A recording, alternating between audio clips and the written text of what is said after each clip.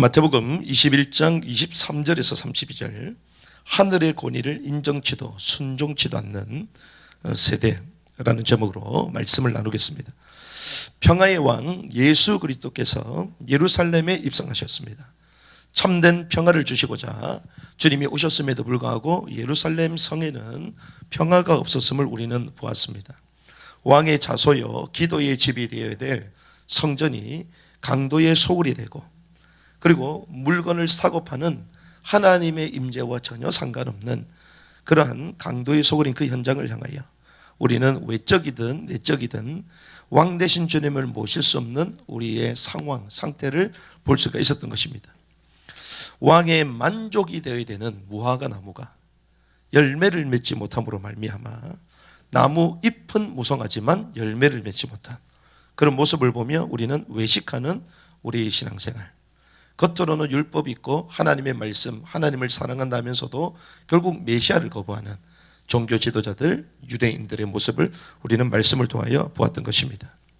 특별히 오늘 본문에 나오는 예루살렘의 유대 종교 지도자들이 예수님의 행적과 사역을 보고 그 권위를 추궁하는 모습을 우리가 볼 수 있습니다. 첫 번째 봐야 될 것은 23절에서부터 27절까지의 말씀, 종교 지도자들의 권위 질문이죠. 네가 무슨 권위로 이런 일들을 행하느냐, 누가 이 권위를 네게 주었느냐, 이렇게 질문했습니다. 이 권위를 추궁하고 이제 권위에 대한 논쟁인데, 어떤 의미에서는 이제 권리를 추구하는 것이죠. 이곳은 우리가 통치하고 있는 것이고 우리가 종교 지도자로서 우리가 활동하는 곳인데 왜 너가 와서 여기서 누구의 허락을 받고 이런 일을 하느냐, 그 질문을 했던 것입니다. 만약에 그때 예수님께서 이 종교 지도자들을 향하여 하나님께로부터 왔다 이렇게 하면 신성모독죄가 되는 것입니다. 그래서 이 신성모독죄로 잡으려고 이런 질문을 했음을 알 수가 있죠. 이들은 하나님의 역사를 인정하지 않습니다. 현장에 눈먼 자들이 눈을 뜨고 안전병이가 일어나기도 하고 이 모든 표적과 이런 상황 활동들이 예수께서 메시아이심을 드러내는 것인데 이들은 이런 하나님의 역사를 인정하지 않았음을 우리는 볼 수가 있죠. 현장의 역사를 보고도 인정하지 않았습니다. 자신의 권리와 자리와 인기에만 관심 있는 이 종교 지도의 모습을 우리는 볼 수 있는 것이죠.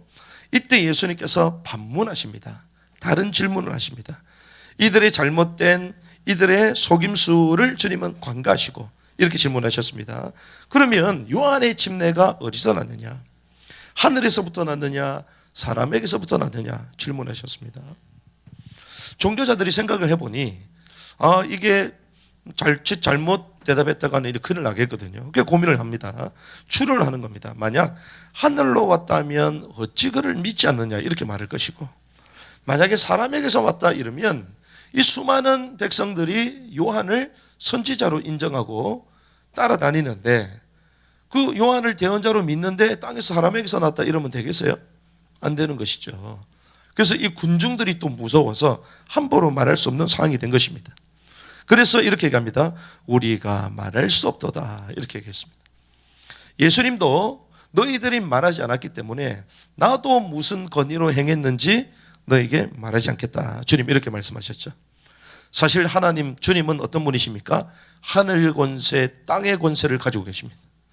그 주님께서는 사망과 음부의 열쇠도 가지고 있는 분이세요. 그런데 이 모든 하늘과 땅의 권세를 가지신 분이 권위에 대해서 말씀할 이유가 전혀 없습니다. 그럼에도 불구하고 주님은 이 종교자들의 질문, 이 속임수를 관가하고 합법적으로 그들에게 말하지 않아도 되는 이런 상황들을 만든 것이죠. 이게 종교지도자의 권위 질문이었습니다. 이런 가운데 주님이 28절에서부터 32절에 포도원에 간 두 아들 비유에 대해서 말씀하십니다. 큰 아들은 아버지에게 포도원에 가지 않겠다고 했지만 그 뜻을 돌이켜서 갔고, 작은 아들은 아버지에게 포도원에 가겠다고 했지만 가지 않았습니다. 우리가 이 성경을 읽어보면 좀 헷갈리는 부분이 있을 것입니다. 아니, 큰 아들이 아버지에게 포도원 안 가겠다고 갔다? 우리가 아는 거는 작은 아들이 결국 순종한 걸로 알고 있는데요, 이렇게 생각합니다. 근데 개역개정 성경은 이제 작은 아들이 순종한 처럼 나옵니다. 다른 성경도 주로 그렇게 나옵니다. 하지만 원문과 가깝고 그 직역된 성경, 가장 최근에 나온 이런 마사 성경, 직역된 이 성경도 보면 큰 아들이 간 것으로 되어 있습니다. 왜 그러냐? 장자보다는 우리가 차자가 잘하는 것처럼 에서보다는 야곱이, 하나님이 이제 작은 자를 택했다.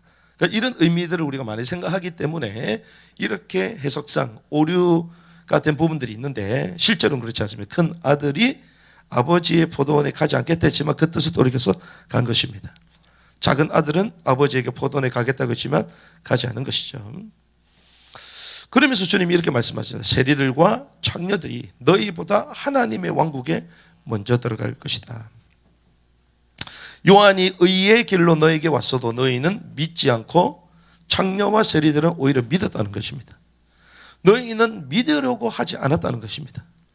요한도 안 믿고 예수도 안 믿고, 안 믿으니 뜻을 돌이키지 않고 그 요한과 예수님의 그 말씀 가르침 뜻에 순종하지도 않았던 것이죠.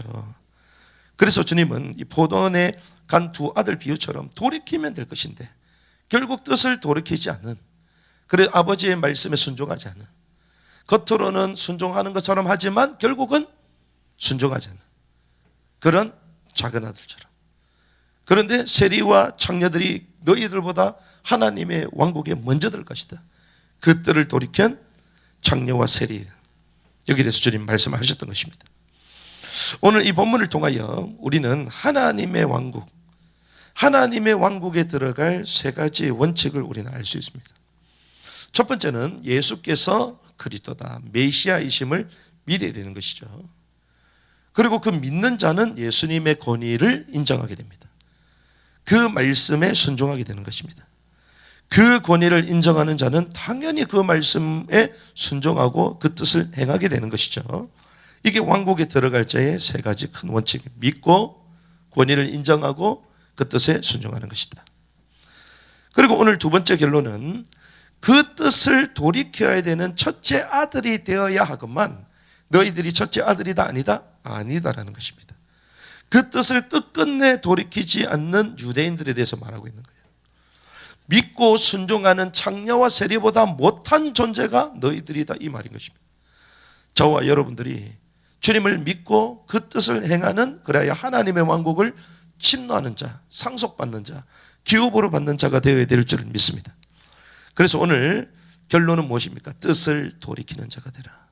하늘의 거리를 인정치도 순종하지 않는 이 세대를 향하여 하나님은 그리스도를 믿고 그 권위를 인정하고 그 뜻에 순종하는 자, 내가 잘못 선택했다면 이제 돌이키는 자, 첫째 아들처럼, 그래야 믿고 순종했던 그 창녀와 세리처럼 우리가 이방인으로 불렀음에도 불구하고 하나님을 떠난 불신자 가운데 마귀의 자녀임에도 불구하고 하나님은 우리를 구속하셔서 하나님의 자녀가 되게 하셨고, 그리고 영원한 천국을 상속받을 하나님의 사람으로 초대하신 것이죠. 그래서 하나님 그 뜻에 순종하는 자가 되게 하여 주시옵소서. 아버지의 말씀에 순종하는 자, 그 권위와 질서를 인정하는 자, 그래서 예수 그리스도를 믿음으로 내가 확고히 믿고 순종하고 행하는 자, 그래야 주님의 왕국을 우리 삶 가운데 현재 누리고 또 실제로 주님 이 땅에 다시 오실 때에 열골 다스릴 자, 주인의 즐거움에 참여하는 자, 실제로 주님의 왕국에서 그 하나님의 기쁨을 누리는, 통치를 실제로 하게 되는 그 복을 누리는 그런 삶이 되게 하여 주시옵소서. 이 언약을 붙들고 승리하기를 주님의 이름으로 축복합니다.